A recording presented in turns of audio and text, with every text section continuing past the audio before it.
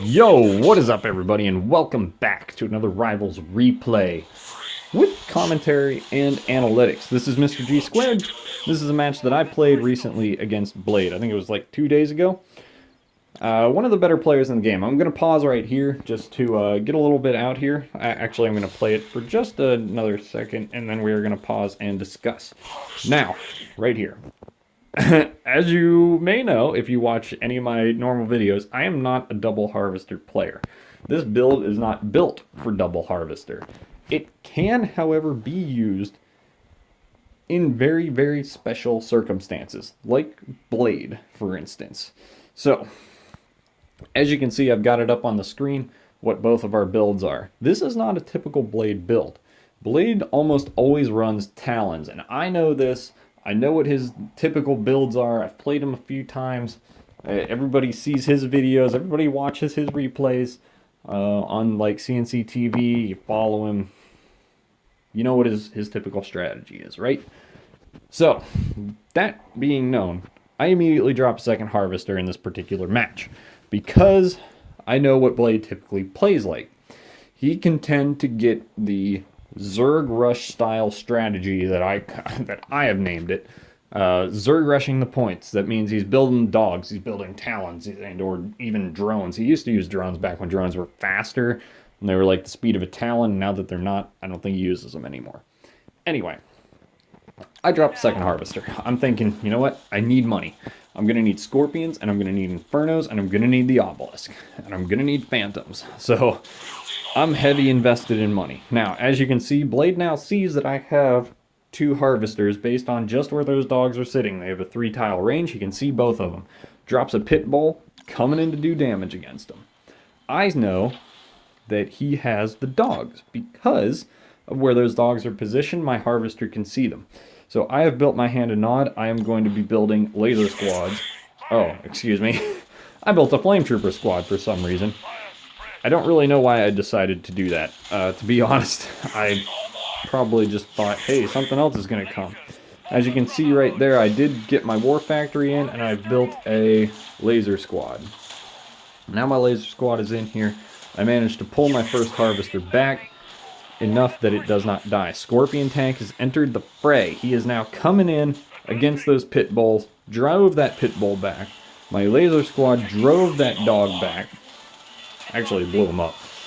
So now at this point, Blade has got he's got himself in a good position here. He's got the war dogs on the top point, which are going to be able to bounce back and forth and body block me from getting onto that point. He's got the bottom point locked down with, well, I don't know he's got a predator tank yet, but he has a predator. I know he pulled his pit bull off. I can't afford to move my scorpion over there, not knowing what else he's going to have. And losing my only point down below. So I'm going to park here. I am attempting to get this point, which does not work. I now see that he has a predator tank down here. I'm building a second scorpion tank and moving down against this. I cannot afford to lose a harvester to Blade. He is going to amass units and completely eradicate me. So what does he do? He builds a barracks and throws out a jump jet squad, which is going to be bad news for me. I've managed to take control of everything here. However, I now see his jump jets. I've got the obelisk. I've got my airfield as well. Now, one other thing to remember. I've built my airfield. I do not know what Blade's build is. You can all see it here. You see what is going to work against him here. Remember, I don't have that information. So as we're going through, just try and remember that, okay? Typically, he always has air. He almost always uses talons, and I know this. So I'm a little hesitant to be just dropping big air units all the time. Luckily, my scorpion tanks were enough to get his jump jets, along with my flame squad, away from my harvesters. Now here's where I make my first... Whoa, that is a unique stopping point. Just look at the light! Here's where I make my first really good decision of this match, and that is building that Inferno. I am driving this Inferno over here. I am going to drop it on these units. I decide to drop it on that gun because I cannot afford to not have that gun deployed. I am bringing that Inferno down now. He pulled his Predator tank, which was probably his biggest mistake of this match, was moving that Predator tank off that point. When he did that, he solidifies, I believe, him losing that rocket, because look at the time delay now. He is not going to be able to get that rocket back. I have got point contest. I have now dropped his pit bull, and now, as long as I make it, I can get this Inferno onto this point and stop the missile from going off. The best thing I have going for me right now, he has no anti-air on the field. As you can tell by the top point, he is going to lose that match because his level 10 Shockwave attacked my level 10 Flame Squad. I have got another Inferno on the field. And remember, he typically has Talons, so don't forget that. I also destroyed my own Harvester. And one thing I don't know about this game, if you destroy your own Harvester, do you give your opponent Tiberium? I have no idea. If you know that, comment that down below for me. But one thing that I do know, every time I have played... Oop, yeah, don't go on 4X, please. Every time I have played Blade, nearly the minute I drop Infernos, he's dropping Talons. Now, he is not dropping Talons right now, so I am still dropping Infernos, readying myself for a Talon rush. I have got the Tiberium saved up to start countering, once I start losing them, with Phantoms and Spikes to push the point. Now that was able to get me my first rocket against Blade here. So now also, as you can see, my Inferno on the bottom right point is dropping another bomb against that Predator tank. My top point, I'm moving my Inferno to take out these War Dogs that are attacking my Flame Squad, who's probably going to die. My Inferno on the bottom left is ready to take those dogs out. Boom, that fire hits that Predator tank on the bottom right point, which is grand for me because that's going to do damage against that Pit Bull. However, I'm pulling those Pit Bulls back. Pulling my Infernos back because of that. Now, I've so heavily invested in my Inferno build at this point. I've got 4 of them, which I've never had 4 Infernos on the field. This is a first for me, having this many Infernos.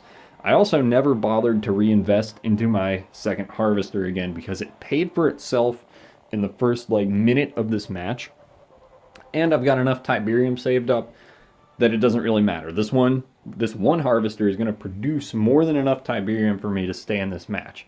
As you can see on the top point, that Pit Bull is engaging my top Inferno, and another Pit Bull is being nice enough to park right behind his friend there. However, that doesn't work. So, a little bit of bad news comes out. Now, the benefit that I have going for me right here, half the field is on fire. So almost no matter where Blade moves his units, they're going to get lit on fire. I have now got 3 Infernos, and I'm responding with Scorpion tanks to take out his Pit Bulls. The only answer he's having to my Infernos is to amass Pit Bulls, because he doesn't have that Talon in that army. Now that bomb was devastating to not only his Pit Bull, but to his tank line. Because I took his tank out of the back line. Now his problem is, he's got 2 Pit Bulls and 2 Predator tanks. The Predator tanks are positioned to go against the point with my Inferno, and his Pit Bulls are positioned to go up against the point with my Predator tanks, which just is not going to work. So, not seeing those Predator tanks, I am leaving my Inferno as is, where he is. He's got a full round loaded. He's ready to drop that onto that Pit Bull, blow up that Pit Bull. I managed to just sit there on the other points, get the rocket off, and solidify the win. I also slapped down an obelisk. I was in the middle of moving it when the rocket was going off. That wasn't just, bragging or anything.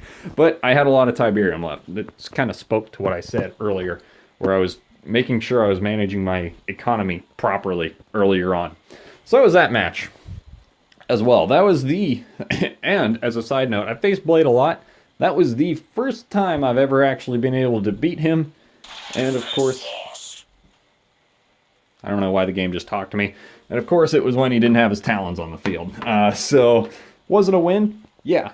That was why I won, was dropping all those Infernos. 4 Inferno game, which, you know, has never happened to me before. I've never had that many Infernos out. But you guys know, if you're regular on this channel, I love my Infernos. I gotta have them. And this was the coolest match ever because of that. So, thank you guys so much for watching. Make sure you check the links down in the description for Blade's Twitter, I think. I think that's what I know. I don't think he does any media like YouTube or Twitch.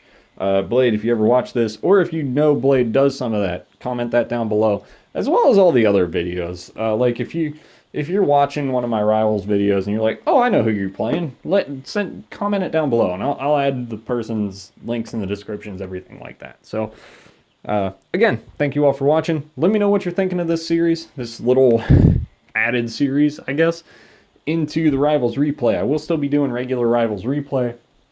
When the new update comes out, I plan on doing some live action commentary as well with that new spectate mode. That'll be fun. Plan on doing a little bit of like kind of shoutcasting with that. I do enjoy doing that. I enjoy talking. I'm pretty good at it. As you can tell, I've been talking for how flipping long now? Like 11 minutes? Yeah, look at that. 11 and a half minutes already. I haven't shut my mouth once, right?